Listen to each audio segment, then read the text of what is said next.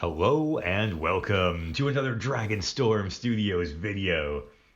Today, we are delving once again into the monsters of cinema history.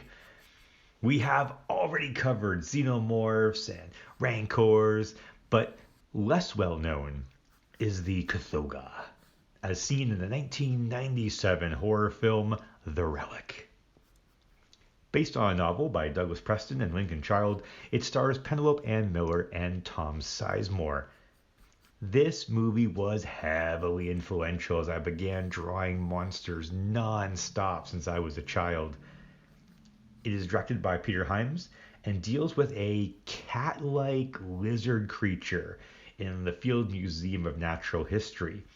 It runs amok while a police investigator and a biologist try to stop it before a gala opening, which will present the monster with even more victims.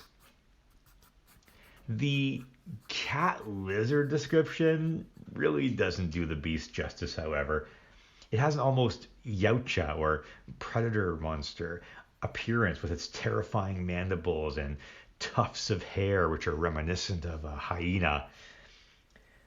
The Kothoga acts aggressively with frightening speed and agility. Its origin in the movie is complex, and without giving away any spoilers, it has to do with genetics, likely influenced by Jurassic Park. Speaking of Jurassic Park, the creature was designed and created by Stan Winston, and the detail in the beastie is incredible, especially the musculature. For better or for worse, much of that detail, however, is hard to see in the movie because it is so dark.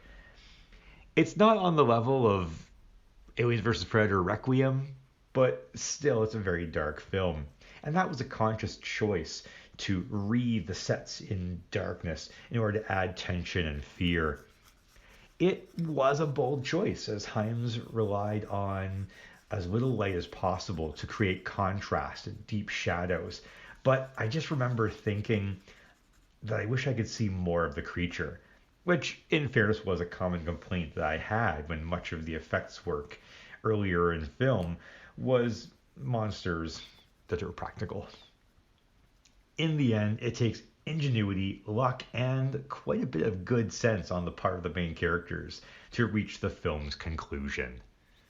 But enough backstory. Let's get to the drawing. Details like skin are always really challenging, especially with anything lizard-like, and all of the folds and bumps are a pain to create, but really worth all of that time and effort.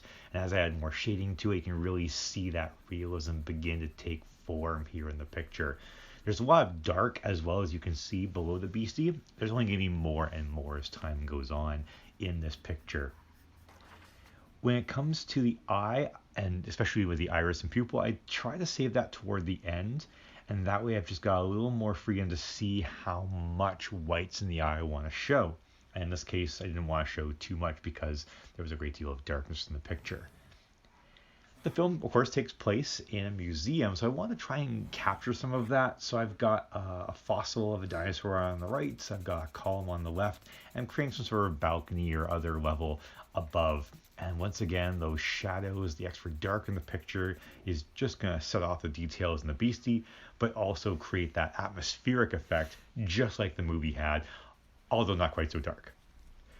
So I hope that that was an interesting look at the drawing of the Kothoga. It was definitely a shorter video because it wasn't as detailed as, say, a portrait was, but I had a great deal of fun making it and also watching the movie again.